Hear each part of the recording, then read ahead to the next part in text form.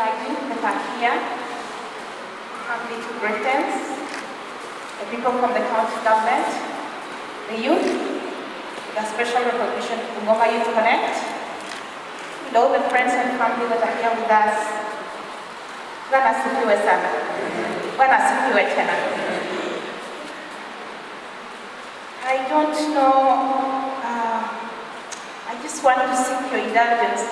Just tell the little story of what transpired, just for the sake of the church to know, the much that we know.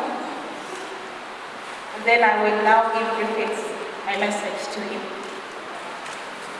My office has always been at the forefront of fighting to have enough blood in the county of Bungoma.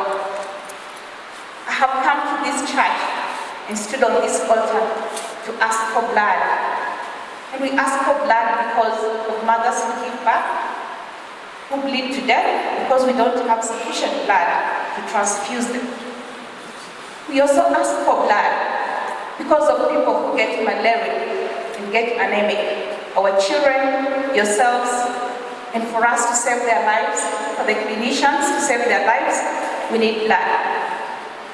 We also ask for blood because of conditions that are blood disorders. And one of them, which is the one our very dear Griffins head, is called sickle cell disease, where you have an anomaly in your blood and you don't carry enough oxygen. I don't want to pretend to be a doctor, but it's a blood disorder. And there's another blood disorder that Griffins and my team were working on, which is called hemophilia, which is a bleeding disorder. And we are coming up to the circumcision season.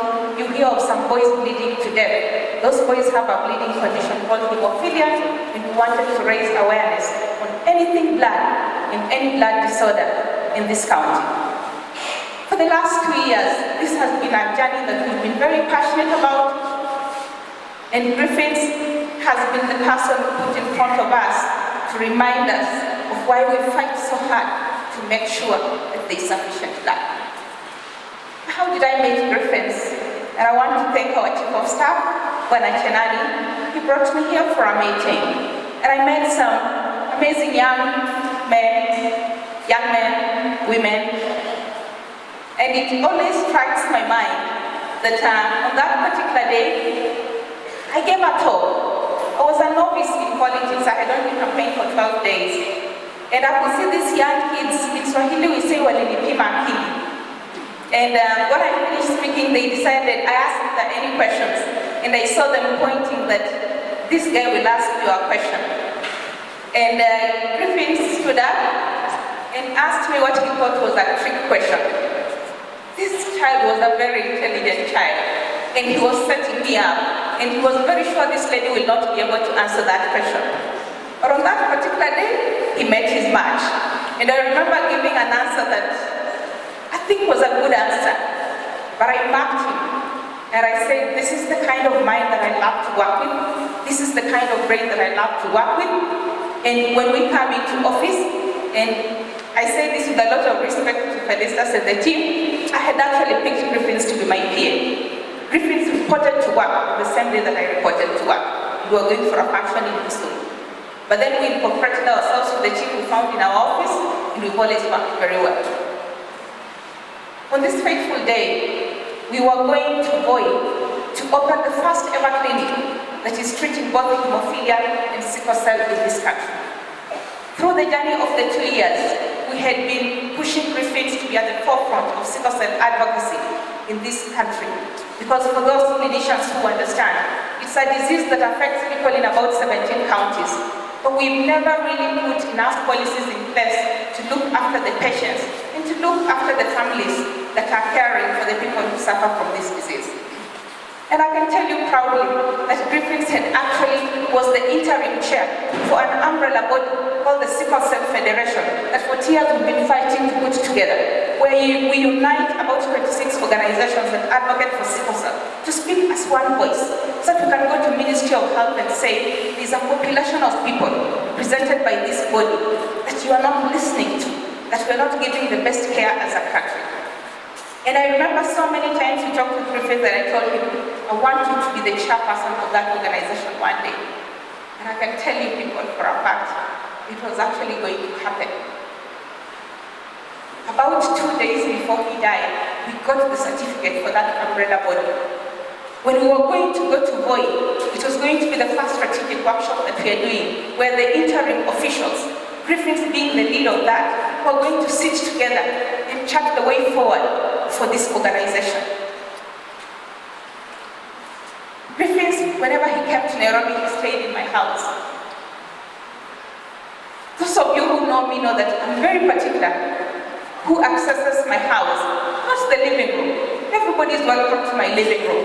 But for you to access my bedroom, for you to access my children, you must be a very special person. And Griffins was one of those people that I would leave my children with and say, Leo, when you make sure they feed, make sure they shower, supervise them, put them to bed, and make sure it is all done on time. And my kids, by the way, would harass Griffins thinking they can push him, I have very naughty boys, my twins. But he was amazing with them. And he only sat next to the TV with his t-shirt pulled up and would be doing his thing, and I would be sitting there. He was our child in our home. So on this fateful day, he was to travel differently because he was one of the organizers. They were to go ahead, then we were to follow. These badges that we are wearing, only 3 of us are wearing them in this room today. It is myself, it is Bernard who made it to Boy, and I asked for Papa's permission that we put one on Griffins. So before he came out for you to view him, we had an opportunity to dress him, to identify him as one of the officials that was in Boy. Because on that day, yes, he did not make it, but he was there. Then something very strange happened. While we were sitting with Felicitas, Griffins went to the room, he knows his room. He came back and said he has vomited. And he was asking me where the mop is. And I remember Felicitas and I just standing up and telling him, sit down. And we said we were going to clean up. And we went and the 2 of us cleaned up. And I think somewhere in our antenna, we started, the way you sense but you don't know? Griffins has never vomited in my house.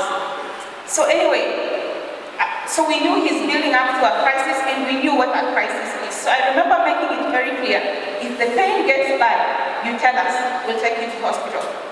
So on that day, I'm trying to pursue some studies and I had a call with a few of my classmates, somebody in Canada, somebody in Germany, somebody in the US, and we were logging onto a call at exactly midnight Kenyan time. At around 10 minutes to midnight, Felicitas and Griffins come and tell me, I think the pain is getting bad. So I sit there and I'm debating which hospital can attend to Asika quickly enough and address the pain. And I remember the people coming onto the call when I'm seated on the bed with Griffins and I'm still trying to think. Then I remembered there's a hospital called Nairobi West Hospital where one of our very good friends, who is one of the organizers for putting together the Sickle Cell Federation works, is called Dr. Kibet, a hematologist and pathologist. So I told Felicitas, go ahead with him. I gave them money. I said, I'm following you immediately after this call. So I finished my call, I rushed those guys, and I went and had been put on a drip, a diclofenac drip. Griffins refused to be admitted, and he said, this is how we normally do it, and we respected that. So he did the drip, we finished, we gave him some few minutes to rest, and I drove him back home. And I remember the minute we got to the house, I sent a message to the organizers and said, Griffins will not go with the 8:30 bus. We are moving him into the bus that's leaving at 11. But Felicitas and I won. Because somewhere in our hearts, we had a feeling we need to keep a very close eye on him. That second bus had some of the best doctors you can think of who can handle sickle cell. And we told ourselves we want him to be the best people we can think of.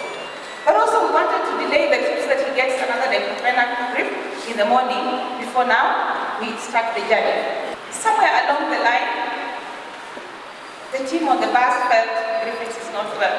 And I can tell you, Papa, those guys, they even carried the drip to infuse him in the bus. The doctors were ready to attend to Griffins. And I think all of us were quietly praying that we get to go, is that he can literally be the first patient that we give that specialized care in the clinic. But somewhere along the line, his pain got worse. And Dr. Kibet, who was a good friend to the med soup of Machakos Level 5, decided to talk to the med soup, and they did a detour. And we went, and I can tell you people something. And those of you who know me, you know, we made sure that Griffins received the best care that he could get. And I want to tell Senge something. I know Senge was grieving. Felicitas was there throughout. The only time Felicitas was not next to Griffins was when she was forcefully evicted from that place. This girl was there. She's even the one who relayed the news to the whole family. She's the one who coordinated us to make sure that we bring Griffins home when we lost Griffins. That day when I finished with the function here, the chief of staff is here, he'll remember. I told the governor I have to go back because I have to go and check on Griffins. And they put me on the last flight from Kisumu, and we got the governor's driver Rama to wait for me at the airport, and at 10 o'clock we started the drive. An intention to go to Voi, but to check on Griffins. And by then I had been sent a message that he's being taken care of. I went alone and got to the hostel, and Griffins was there. And by the way, he was much better. His pain was down. We started to laugh. We even cracked jokes, and I was saying, Griffins, hapa wanaume hawagonjekangi. It is just ladies because we were in the casualty. Griffins always had dry humor, so it is one of the things that we always did. He had run out of water. I asked him if I could bring him water. I had some food in the car. He said he doesn't want food, and I remember he had vomited. And the Dr. Kibete told me, let's keep him hydrated. So I said, let's just focus on hydration. I sat with him. I was not in any hurry to go. It was midnight. Then he requested, the pain is now in the legs and he would like to rest. And I remember taking his blanket and covering him and telling him, Griffins, may the Lord heal you, may you be well, and just know that we love you very much. And I kissed his throat, and I left Griffins. And I don't know whether this is a good thing to say in church, but before I got to Voi about 10 kilometers, the car we had a double tank. We hit a hole and we had a double tank. And I remember telling the driver, whatever is going on today, maybe it's something is not right, and I don't know what it is. And I told him we can even sleep on the road. So eventually we managed to get to the hotel. The next day, I was receiving updates from Felicitas, and this is what's going on. Somewhere towards the end of around lunchtime, Griffins got to a state where they needed to put him on oxygen. I don't want to do the details, but even the doctors panicked at the time. But he was put on oxygen, and I know that at the end, Felicitas sent me a message. It even said he's not breathing well, but I never saw that message until the next day. Because at 4 o'clock I had to go pick another call for school that was lasting 3 hours, and because of the fatigue of the night, I fell asleep. But I remember going for dinner and saying, I want to ask the doctors what has happened that he's been put on oxygen, but the doctors were busy, and I said, no, we'll discuss it in the morning. And in the morning, is when we got the news. And Felicitas was the first person that was told. She went to the hospital, and Griffins was not in his bed. And she was given the news. She relayed the news first to me. She didn't get to me, so she spoke to the chief of staff, and eventually cascaded the message around. To this day, the people who are in that place, we never understood. Even the people who came to speak to me, all those doctors, everyone was crying. Because Griffins was a core part of this whole thing we were putting together that was going to help sick class in this country. And we can't make sense of it up to now. I'm standing here today and I know the clergy will tell me I need to accept and give it to God. I don't have an answer. Because a child that was walking in my house and was well, yes, we knew he had the condition, can't be dead within 36 hours. And that day, the people in Voi requested me because I was leaving immediately to come, and they say, in Griffins' honor, Mama, please stay and open the clinic. Because they chose they were going to name that clinic after him, in view of the work that he had done and the wonderful contribution he had made. So we made arrangements and made sure that Griffins' body was treated, and we got a hearse. And I remember telling those people, I'm not carrying Griffins on a pickup. I want a hearse. I want my boy to go home well, and I said I want to make sure I take him home myself. And I can tell you people, when I drove from Voi, I was 5 hours behind this team. I told the governor's driver, today you do your worst. Today I don't care what you do, you break all the rules, I must catch up with Griffins. My house was the last house that he left my responsibility to bring him back home and to tell the people of Bungoma and to tell his family especially that you have no idea how much we love this kid. You have no idea how much we love this kid.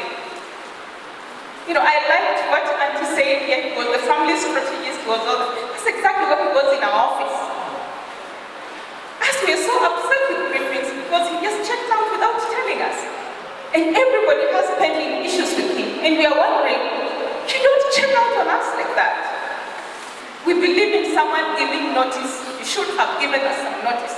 You don't check out on us. You left Felicitas without completing her application to the Oprah Winfrey program. Find a way of delegating that test. You left Munyasi having not done that research. Find a way of delegating that task. You left Hazel without the one person she will speak to about her issues. Find a way of delegating that task. I don't care how you're going to do it, we are not going to allow you to do unfinished business. But as you go forward, I want to give you an assignment. You're not leaving this team. We've put that label on you so that you know that even as you go to heaven, you're not going to spend all your time singing hymns with the angels. We're giving you an assignment. That as we walk on this earth and we continue to fight for the cause of blood and the cause for sickness, you better spare some 30 minutes every day and tell the Lord to open the way for us. Be the block that we put down so that we can find a path to serve others. So don't go to heaven and tell me you're going to just be singing songs and lazing around and forming another heaven with connected. No! You're going to help us make sure that no one else is going to succumb without the right care, without the right support. And in this county, you start supporting families that have children that have this disease. If you took time and understood what Baba Manyoni and Mama Joan have gone through and the siblings, will stand here and say what I'm saying. So Griffins, you're not checking out on us. That is your assignment. You continue to be part of this team. You continue to do the work we are doing. And we are not accepting that you are dead. You remain a part of us, and you will continue working with us.